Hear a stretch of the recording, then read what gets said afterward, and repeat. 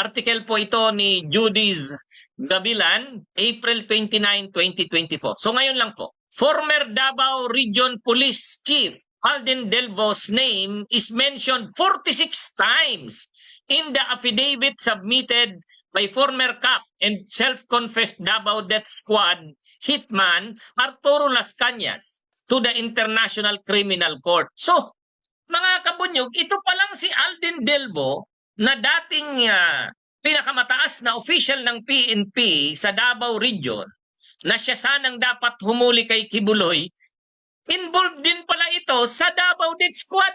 Imaginin nyo ito, akala ko, alam nyo naman tayo, pag wala naman tayong basihan, hindi naman natin kinukomentaryuhan eh. O, kasi sabi niya noon, ka-birthday ko si Kibuloy pero huhulihin ko yan kasi walang kaibigan sa akin. O ngayon, tapos na. Retired na siya.